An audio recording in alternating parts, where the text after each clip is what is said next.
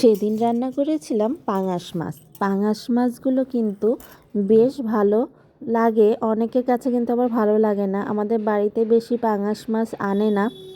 এটা আনছিল কোন জায়গা থেকে, শ্বশুর বাবা আর কি, তাই আর কি বলল যে মাখিয়ে পেঁয়াজ রসুন দিয়ে মাখিয়ে ভালো করে রান্না কর। এই যে তাই আমি ভেজে নিয়েছিলাম, ভেজে তারপরে আগে থেকে আর কি মশলাটা আলাদা মেখে নিয়েছি, মেখে নিয়ে তারপরে পেঁয়াজ রসুন দিয়ে মাখিয়ে নেব।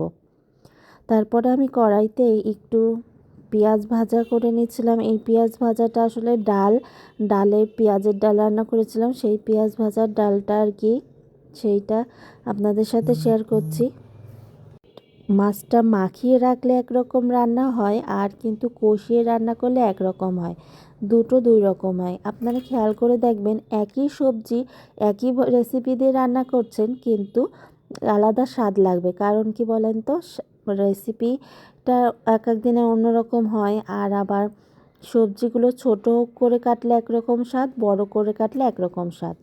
আর এই যে দেখেন, আমার কিন্তু মাছটা ভালো করে মাখানো হয়ে গেছে। পেঁয়াজ রসুন আদা বাটা সর্ষের তেল দিয়ে মাখিয়ে রেখেছিলাম, মাখা মাখা করে রান্না করছিলাম ঝাল বেশি দিয়ে। তারপরে আমি গরম তেলে পেঁয়াজ বেরেস্তার মতো করে নিয়ে তারপরে আর কি আধা ঘন্টার মতো মাছটা মাখিয়ে রেখেছি, তারপরে আর কি কষাতে দিয়ে দিলাম। এই যে হালকা একটু জল দেব, জল দিয়ে ভালো মতো কষিয়ে নেব। গরম জল করে নিয়েছিলাম আগে থেকেই, তাহলে রান্নাটা তাড়াতাড়ি হয় আর খাবারের স্বাদটাও বেশ ভালো হয়। আর টমেটো দিয়েছিলাম, কাঁচা পেঁয়াজও দিয়েছিলাম। এই তো, তারপরে মাঝে মধ্যে এইভাবে ঝাঁকিয়ে নিচ্ছিলাম। এই যে ঝাঁকিয়ে নিলে তলা লাগে না, আর মাছটা বেশ নরম তো ভেঙে যেতে পারে, সেই জন্য আর কি এইভাবেই ঝাঁকিয়ে নিচ্ছিলাম। আর ভাপানো এরকম মাখানো রান্নাটাই এভাবে মাখিয়ে ঝাঁকিয়ে রান্না করলে বেশ মজা হয়।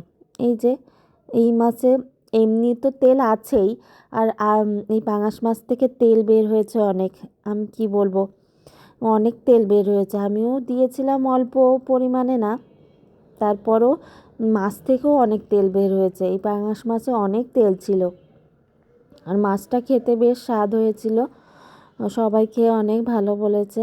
আর আপনারা কে কে পাঙাশ মাছ খান, আর এইভাবে খান না কিভাবে রান্না করে খান, কমেন্টে জানাবেন। আর অবশ্যই টিনা লাইফস্টাইলের সাথেই থাকবেন। ধন্যবাদ, সুন্দর সুন্দর কমেন্ট করবেন, অনেক সুন্দর সুন্দর কমেন্ট আসে, সেজন্য আপনাদেরকে অনেক অনেক ধন্যবাদ। পাশে থাকবেন, ভালো থাকেন। সামনে আরও অনেক অনেক ব্লগ দেখতে পারবেন। অবশ্যই সব ব্লগগুলো দেখে সুন্দর করে কমেন্ট করবেন, এটাই আমরা আশা করি।